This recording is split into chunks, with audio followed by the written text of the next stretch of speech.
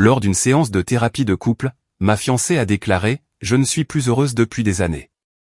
Je ne suis là que parce que mes parents ont payé pour le mariage. » La thérapeute était stupéfaite. Je me suis levé, alors, permettez-moi de simplifier les choses. J'ai immédiatement appelé ses parents sur haut-parleur et j'ai proposé de rembourser chaque euro dépensé. Moi, un homme de 32 ans, j'ai rompu mes fiançailles dans le cabinet d'une thérapeute il y a environ 5 heures, pendant que la mère de ma fiancée écoutait en haut-parleur. Mes mains n'ont pas cessé de trembler depuis, mais j'ai besoin de coucher cela par écrit pendant que c'est encore frais. Pour le contexte, je suis avec ma fiancée depuis 4 ans et fiancé depuis 14 mois. Le mariage devait avoir lieu dans 6 semaines. Tout était réservé, la salle de réception dans la région parisienne, le traiteur, le photographe, le disque-jockey, le fleuriste. Ses parents avaient contribué à hauteur de 32 000 euros pour le mariage. Mes parents avaient ajouté 14 000 euros. J'avais personnellement investi 11 000 euros supplémentaires pour diverses dépenses. Un budget total d'environ 57 000 euros pour ce qui était censé être le plus beau jour de notre vie. Les choses étaient difficiles depuis un certain temps, pas vraiment des disputes, mais une déconnexion. Elle semblait distante, irritable, indifférente aux préparatifs du mariage alors que c'était son idée d'organiser une grande fête. J'ai suggéré une thérapie de couple il y a environ 2 mois en pensant que cela nous aiderait à mieux communiquer avant le grand jour. Elle a d'abord résisté, mais a fini par accepter. Aujourd'hui, c'était notre 4e séance. La thérapeute travaillait avec nous sur l'expression de nos besoins et la compréhension des points de vue de chacun. Cela se passait plutôt bien, des choses superficielles pour la plupart, mais aujourd'hui, la thérapeute est allée plus loin. Thérapeute, je veux essayer quelque chose de différent. J'aimerais que chacun de vous partage une chose que vous avez retenue, une chose que vous n'avez pas dite parce que vous aviez peur de la réaction. J'ai commencé. J'ai dit que j'étais inquiet de voir qu'elle ne semblait plus enthousiaste à propos du mariage et que je voulais comprendre pourquoi. Ensuite, c'était son tour. Elle est restée assise là pendant un long moment sans me regarder. La thérapeute a attendu. J'ai attendu. Finalement, elle a dit, « Je suis malheureuse depuis des années. Je ne suis dans cette relation, dans cette thérapie et dans ce mariage que parce que mes parents ont déjà tout payé. Je ne peux pas reculer maintenant et gaspiller leur argent. » Le visage de la thérapeute, j'aimerais pouvoir le décrire. Cette femme qui était restée professionnellement neutre pendant 4 séances avait l'air d'avoir reçu une gifle. Moi, je te demande pardon? Elle, vous avez demandé de l'honnêteté. C'est la vérité. Je sais depuis au moins 2 ans que ça ne va pas. Mais quand j'en ai été sûr, nous étions déjà fiancés, les acomptes étaient versés, mes parents avaient fait des paiements. Je ne pouvais pas tout annuler. Moi, donc tu me mens depuis 2 ans en faisant semblant de vouloir tout ça. Elle, je ne faisais pas semblant. J'essayais. Je pensais que peut-être je finirais par ressentir les choses différemment, que le mariage arrangerait les choses. Moi, le mariage allait arranger le fait que tu ne m'aimes pas. Elle, je n'ai jamais dit que je ne t'aimais pas. Moi, tu as dit que tu étais malheureuse depuis des années, que tu n'étais là que pour l'argent. Ce n'est pas de l'amour. C'est une situation où je me sens pris au piège. La thérapeute a essayé d'intervenir, disant quelque chose sur le fait de rester calme et de digérer les émotions. Mais je n'avais pas envie de digérer. Je voulais de la clarté. Moi, donc, si l'argent n'était pas un facteur, tu partirais tout de suite, aujourd'hui. Elle n'a pas répondu, ce qui était une réponse en soi. Je me suis levé, j'ai sorti mon téléphone. Elle, qu'est-ce que tu fais? Moi, je te facilite la tâche. J'ai appelé sa mère et je l'ai mise en haut-parleur. La thérapeute avait l'air de vouloir m'arrêter mais ne l'a pas fait. Sa mère a répondu à la 3e sonnerie.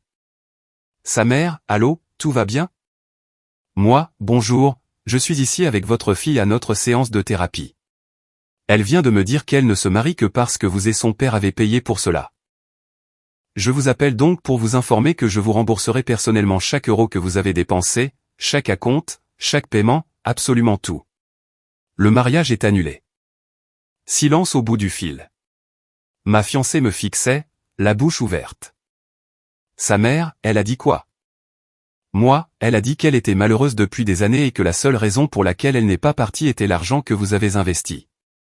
Donc je supprime cet obstacle. Donnez-moi un montant et je le paierai. Sa mère, c'est 32 000 euros. Moi, j'en suis conscient. Je vous ferai un virement cette semaine. Votre fille est maintenant libre de faire le choix qu'elle veut vraiment sans culpabilité financière. La réponse de sa mère n'a pas été celle que j'attendais. Sa mère, vous êtes en train de me dire que ma fille a manqué d'honnêteté envers tout le monde, envers vous, envers nous, envers sa propre famille pendant 2 ans sur son désir de ce mariage? Ma fiancée est intervenue, maman, ce n'est pas ce que je. Sa mère, tais-toi. Je lui parle. Puis, à moi, jeune homme, j'apprécie votre offre. Mais vous ne devriez pas avoir à payer pour le manque d'honnêteté de ma fille. Si elle a fait perdre du temps et de l'argent à tout le monde parce qu'elle ne pouvait pas avoir une conversation d'adulte, c'est son problème. Pas le vôtre. Ma fiancée, maman. Sa mère, nous en discuterons plus tard. Pour l'instant, j'ai besoin que tu comprennes que je suis furieuse. Nous avons des invités qui viennent en avion ou en train depuis 3 régions différentes. Ton père a puisé dans ses économies pour cela. Je prépare ce mariage depuis plus d'1 an et tu es en train de me dire que tu savais avant même tes fiançailles que tu ne voulais pas de cela. Ma fiancée s'est mise à pleurer. La thérapeute regardait la scène se dérouler comme quelqu'un qui assiste à un accident au ralenti. Sa mère, je dois appeler ton père. Cette conversation n'est pas terminée. Elle a raccroché. J'ai regardé ma fiancée. Elle sanglotait maintenant, son maquillage coulait, l'image même de la dévastation. Une partie de moi, la partie qu'il avait aimée pendant 4 ans, voulait la réconforter. Mais une plus grande partie de moi a reconnu qu'elle avait joué un rôle dans notre relation pendant que moi je la vivais vraiment. Moi, je pensais ce que j'ai dit. Je rembourserai tes parents. Ils ne devraient pas perdre d'argent parce que tu n'as pas pu être honnête. Elle, tu mets vraiment fin à tout ça lors d'une séance de thérapie à cause d'une seule chose que j'ai dite. Moi, non. Je mets fin à tout ça parce que tu as fait semblant de vouloir une vie avec moi pendant des années.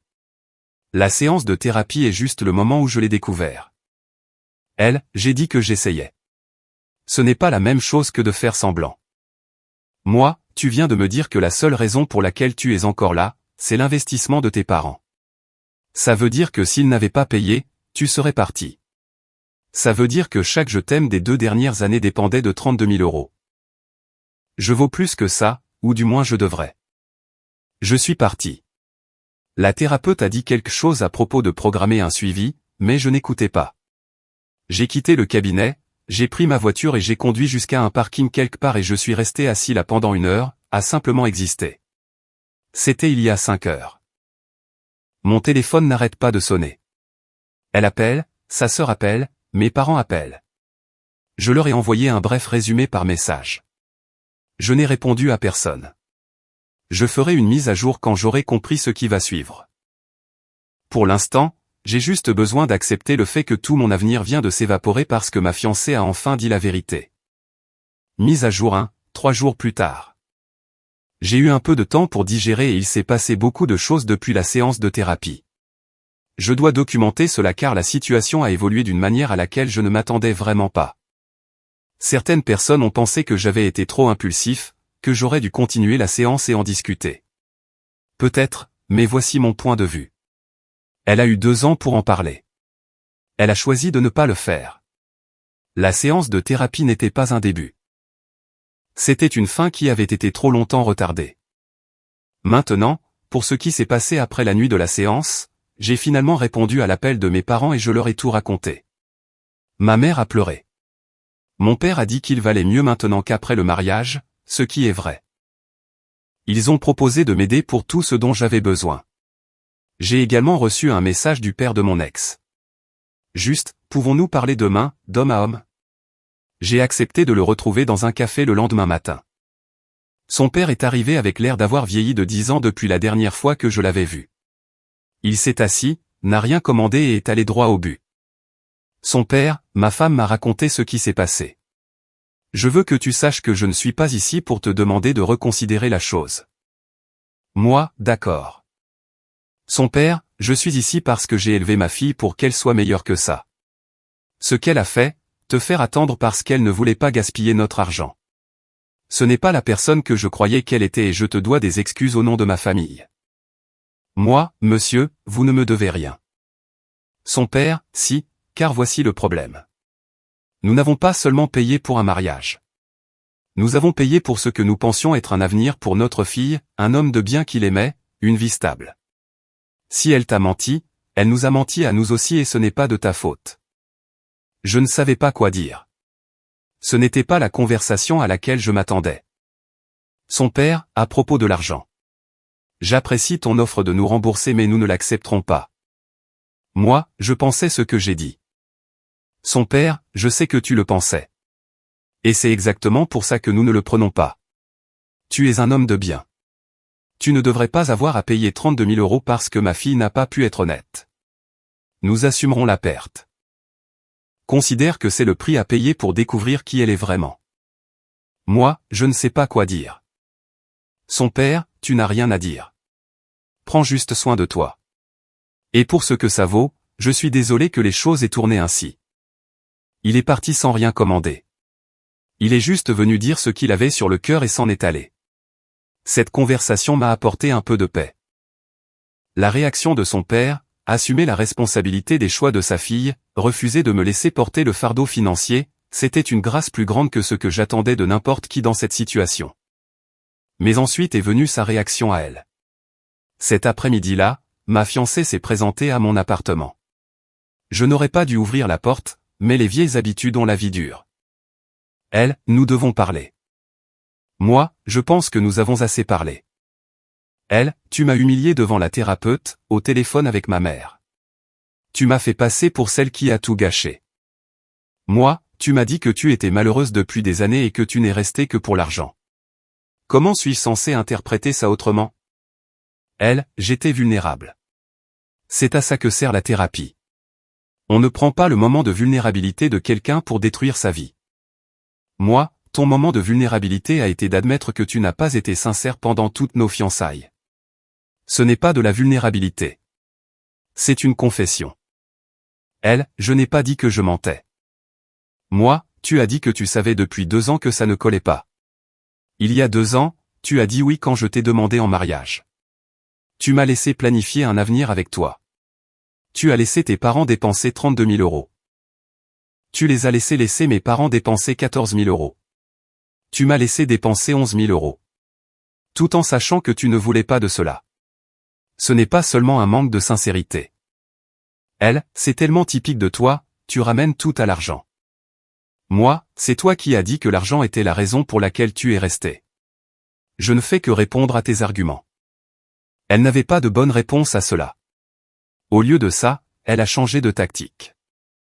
Elle, qu'est-ce que je suis censé dire aux gens? Tout le monde sait qu'on va se marier. J'ai 3 enterrements de vie de jeunes filles de prévus. Mes amis ont acheté des robes. Moi, dis-leur la vérité. Ou pas. C'est ton problème maintenant, plus le mien. Elle, tu es cruelle. Moi, je suis honnête. Quelque chose avec lequel tu as apparemment lutté pendant des années. Elle est partie en pleurant. Je me suis senti très mal, mais je savais aussi que je n'avais rien fait de mal. Les 2 jours suivants ont été un chaos total. Des appels de sa sœur disant que je réagissais de façon excessive. Des messages de ses amis me traitant de sans-cœur. Un message de sa colocataire d'université disant que je gâchais quelque chose de beau à cause d'une mauvaise séance de thérapie. Je n'ai répondu à aucun d'eux. Laissez-les penser ce qu'ils veulent. Mais c'est là que les choses ont pris une tournure intéressante. Hier, j'ai reçu un appel d'un numéro inconnu. Contre mon meilleur jugement, j'ai répondu. C'était sa cousine, quelqu'un que j'ai rencontré peut-être 2 fois lors de réunions de famille. Sa cousine, salut, je sais que c'est bizarre, mais je voulais te contacter. J'ai entendu ce qui s'est passé. Moi, d'accord. Sa cousine, écoute, je ne suis pas censé te dire ça, mais je sens que tu mérites de savoir. Ce qu'elle a dit en thérapie sur le fait d'être malheureuse et de rester pour l'argent, ce n'était pas un lapsus. Elle dit ça aux membres de la famille depuis des mois. Moi, quoi? Sa cousine, elle m'a dit à Pâques qu'elle n'était pas sûre pour le mariage, mais qu'elle ne pouvait pas reculer à cause de l'investissement de ses parents. Elle a dit la même chose à sa sœur. Elle l'a dit à sa tante. Tout le monde savait sauf toi. Moi, tout le monde savait? Sa cousine, pas tout le monde, mais assez de gens. Et personne n'a rien dit parce qu'ils se sont dit que c'était juste de la peur. Qu'elle finirait par changer d'avis. Mais le fait qu'elle l'ait dit à voix haute en thérapie, devant toi avec un témoin, c'est différent. C'est réel. Moi, pourquoi tu me dis ça? Sa cousine, parce que ce qu'elle a fait n'était pas juste. Et parce que je pense que tu devrais savoir que tu n'es pas fou. Elle a dit une chose aux gens et une autre à toi pendant très longtemps. Tu mérites mieux. Je l'ai remercié et j'ai raccroché. Donc c'est là que j'en suis maintenant, en train d'assimiler le fait que la propre famille de ma fiancée savait qu'elle ne voulait pas m'épouser et n'a rien dit.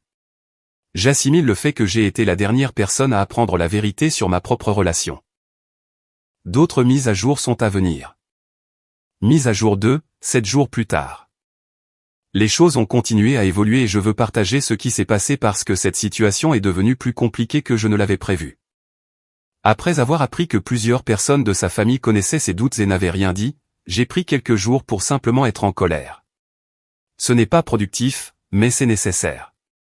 Parfois, il faut accepter la rage avant de pouvoir passer à autre chose. Ensuite, j'ai commencé à m'occuper des questions pratiques. L'annulation du mariage en elle-même a été un cauchemar logistique. J'ai passé une journée entière au téléphone avec les prestataires. Voici les dégâts. Lieu, 7 500 € d'acompte perdu, non remboursable à moins de 60 jours de l'événement. Traiteur, 4 000 € d'acompte perdu. Photographe, 1 300 € d'acompte, mais elle a accepté de l'appliquer à un événement futur, ce qui était gentil de sa part. Disque jockey, 500 € d'acompte perdu. Fleuriste, 2 000 € d'acompte perdu. Retouche de sa robe, ce n'est pas mon problème, mais apparemment 1 500 € jetés par les fenêtres. Mon costume et la location pour les garçons d'honneur, 1 000 €, partiellement remboursables. Perte totale de mon côté pour ma contribution de 11 000 €, environ 7 000 €. Ses parents encaissent leur perte de 32 000 €. Mes parents ont obtenu quelques remboursements et ont perdu environ 6 000 € de leurs 14 000. Au total, nous avons tous perdu environ 40 000 € pour un mariage qui n'allait jamais être heureux. J'ai envoyé une lettre aux parents de mon ex, une vraie lettre papier, cela me semblait approprié, pour les remercier de leur gentillesse concernant l'argent et m'excuser que les choses se soient terminées ainsi. Son père m'a envoyé un message quelques jours plus tard pour me dire qu'il appréciait le geste et me souhaitait bonne chance. Sa mère ne m'a pas contacté, ce qui est probablement mieux ainsi. Passons maintenant aux choses plus compliquées. Mon ex-fiancé a apparemment raconté aux gens une version très différente des événements. D'après des amis communs qui m'ont contacté, son histoire est que je lui ai tendu un piège en thérapie en la poussant à dire des choses qu'elle ne pensait pas. J'ai surréagi à une expression normale d'anxiété avant le mariage. Je l'ai humilié publiquement en appelant sa mère sans son consentement. Je suis financièrement manipulateur parce que j'ai proposé de rembourser ses parents. De cette façon, je deviens le méchant. Elle m'aimait profondément et j'ai tout gâché. Le récit est fou, complètement déconnecté de ce qui s'est réellement passé. Mais j'ai appris que les gens gèrent le rejet en réécrivant l'histoire et je ne peux rien faire quant à la façon dont elle choisit de se souvenir des choses. Ce que je peux faire, c'est dire la vérité aux personnes qui me le demandent directement. Plusieurs amis m'ont contacté pour avoir ma version. Je leur ai dit exactement ce qui s'est passé. Elle a admis en thérapie qu'elle était malheureuse depuis des années et qu'elle n'est restée que pour l'argent. Ce n'est pas un piège. Ce n'est pas une réaction excessive. C'est réagir à une information qui a fondamentalement tout changé. Certaines personnes me croient. D'autres clairement non. Quelques-unes ont arrêté de me suivre sur les réseaux sociaux. Très bien. Le tri de mon cercle social était probablement attendu de toute façon. Le développement intéressant est survenu hier. J'ai reçu un appel du cabinet de la thérapeute. La thérapeute elle-même voulait me parler. Nous avons eu une brève conversation. Elle ne pouvait évidemment rien partager de confidentiel, mais elle voulait prendre de mes nouvelles et me proposer des ressources pour surmonter la fin d'une relation importante. À la fin de l'appel, elle a dit quelque chose qui m'est resté en tête. Thérapeute, je fais ce travail depuis 15 ans. Ce qui s'est passé lors de cette séance était inhabituel. Il est rare que quelqu'un soit aussi honnête d'une manière qui met fin aux choses aussi radicalement. La plupart des gens prennent des précautions. Ils se protègent. Elle ne l'a pas fait et vous avez réagi en conséquence. Je ne dis pas que l'un ou l'autre avait tort ou raison. Ce n'est pas ma place. Mais je dirais que vous méritez d'être avec quelqu'un qui veut être avec vous, pas avec quelqu'un qui reste à cause de coups irrécupérables. Cela signifiait plus pour moi qu'elle ne le savait probablement.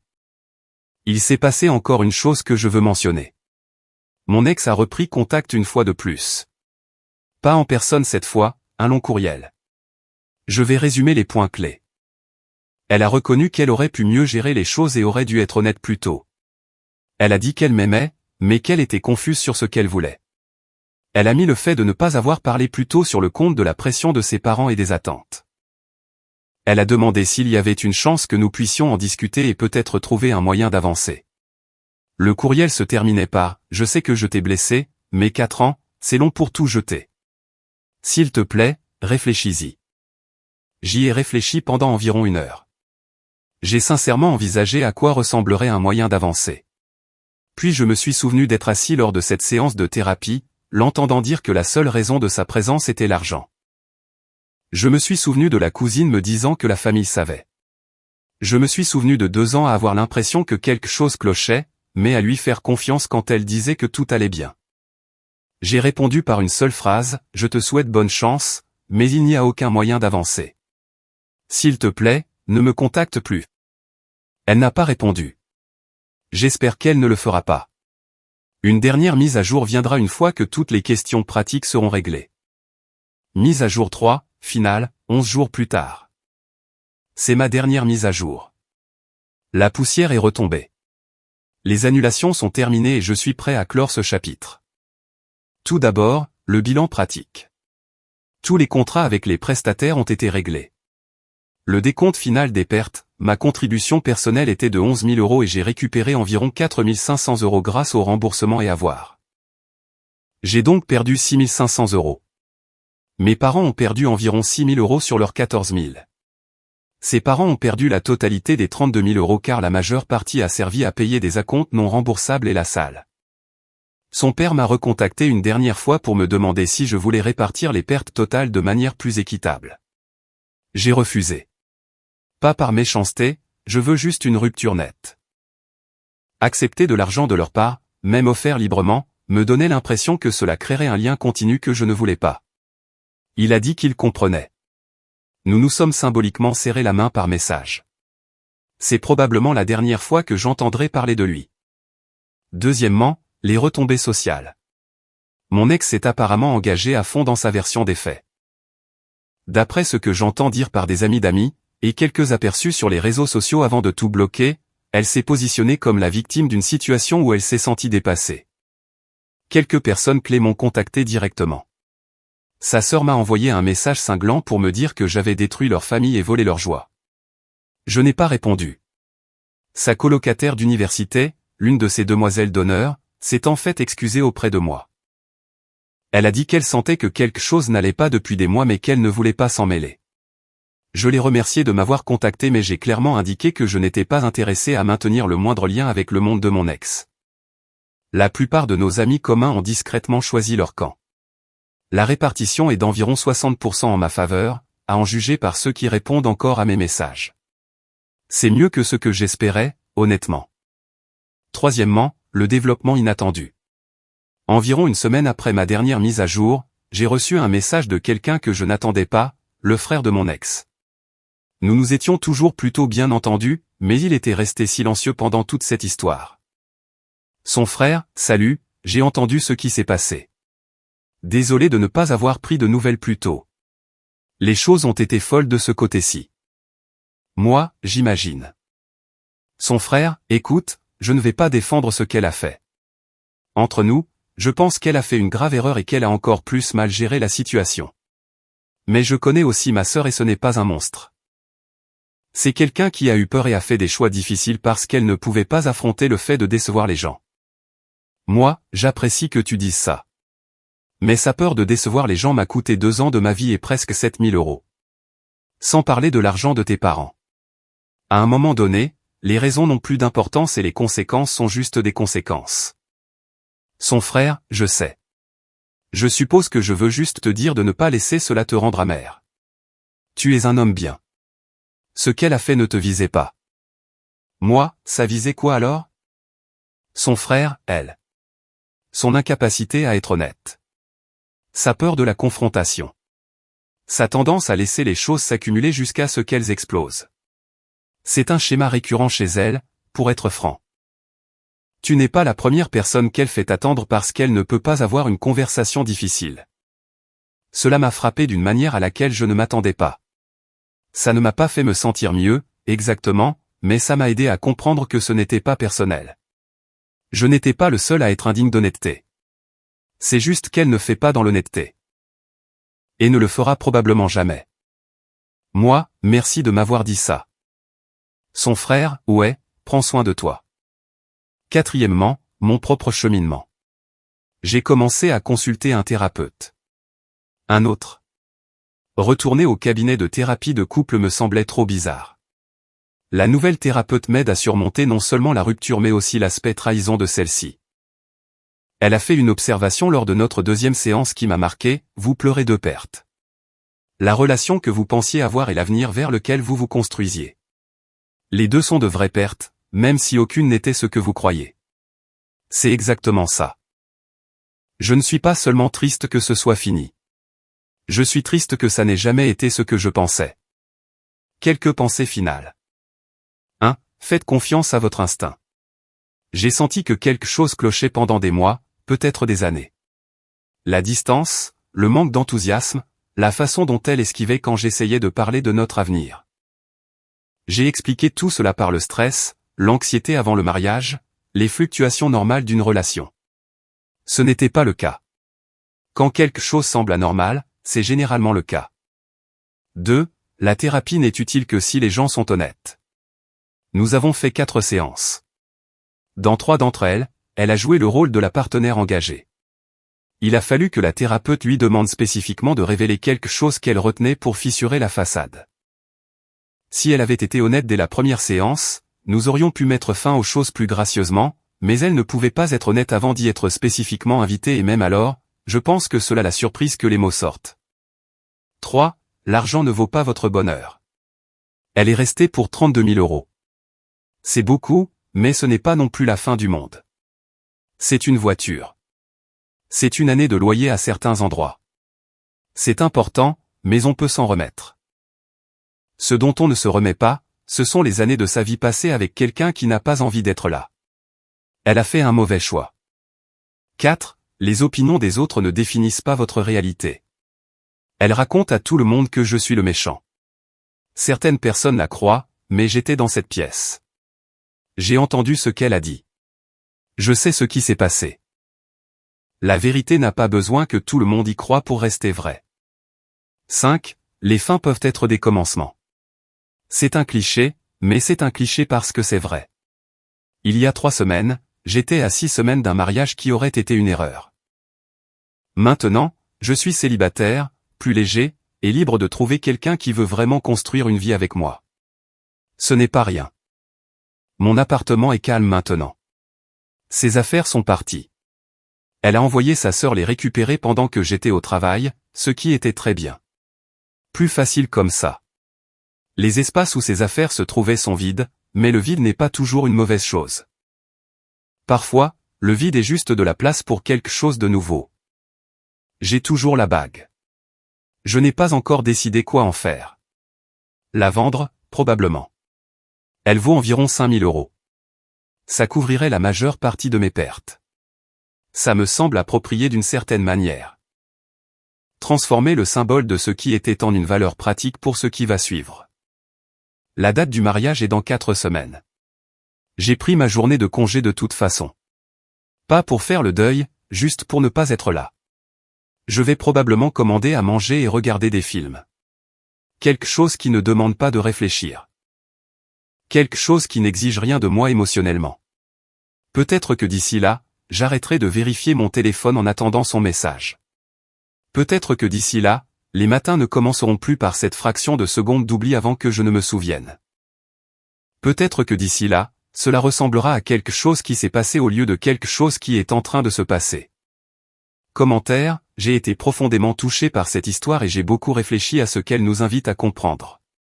Je pense que défendre sa propre valeur est l'un des actes les plus importants que nous puissions accomplir. Nous méritons tous d'être dans des relations où nous sommes vraiment désirés et respectés. Poser des limites n'est pas de l'égoïsme, c'est une forme profonde de respect de soi. La guérison demande du temps, de la patience et surtout beaucoup de bienveillance envers nous-mêmes. Choisir la paix plutôt que de prolonger une situation qui nous coûte trop cher est une preuve de maturité. Prenez la responsabilité de votre bien-être. N'hésitez jamais à écouter cette petite voix intérieure qui vous dit que quelque chose ne va pas. Vous êtes précieux et vous méritez une vie qui vous apporte de la sérénité et de la joie. Prenez soin de vous, et avancez avec confiance vers ce qui vous correspond vraiment. Si vous avez aimé, n'oubliez pas de laisser un commentaire et de soutenir la chaîne en vous abonnant. À bientôt pour les prochaines stories.